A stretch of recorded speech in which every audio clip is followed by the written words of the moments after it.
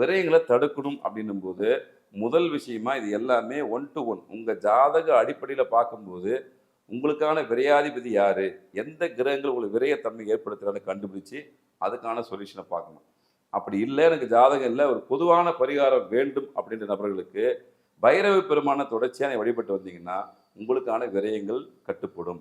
அது சிவன் கோயில் இருக்கிற பைரவராக இருந்தாலும் பரவாயில்ல, தனித்த பைரவராக இருந்தாலும் பரவாயில்ல, எந்த பைரவராக இருந்தாலும் பைரவ பெருமானை நீங்கள் தொடர்ச்சியாக வழிபடும் போது உங்கள் வீட்டில் தேவையில்லாத செலவுகள், ஊதாரத்தனமான செலவுகள், ஊதாரத்தனமான விரயங்கள் ஏற்படுறதுக்கான தடுப்புகளை அந்த பைரவ பெருமான் கொடுப்பார். இது பொதுவான விதி.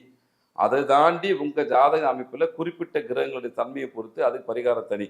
எதுவும் இல்லை, எனக்கு பிளாங்காக நான் இருக்கிறேன், எங்கள் குடும்பத்துக்கு யாருக்குமே ஜாதகம் இல்லை, ஆனாலும் பொருட்கள் சேதமாகுது, விரயமாகுது, நான் என்ன செய்யணும் அப்படின்ற கேள்விக்கு நீங்கள் செய்யக்கூடிய வழிபாட்டு முறைன்றது பைரவ பெருமாள் வழிபாடு பண்ணீங்கன்னா உங்களுக்கு வரக்கூடிய விரயங்களை தடுத்து நிறுத்தக்கூடிய ஆற்றல் அந்த தெய்வத்துக்கு உண்டு. அவரை போய் கெட்டியமாக பிடிங்க, கண்டிப்பாக பலன் கிடைக்கும்.